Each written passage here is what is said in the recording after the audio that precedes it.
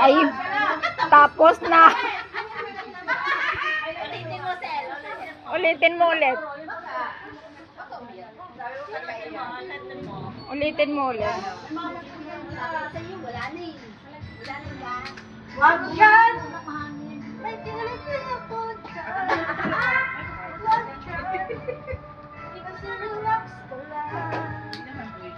Wala ka matay na po. Isang lang. Wag mo na. Weekend mo lang lang pag nangyari may kulang. Ha?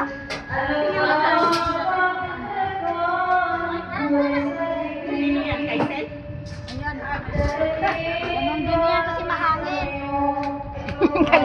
Galit pa yata so dati. Mahangin kasi. Mahangin kasi madam. Ayun ang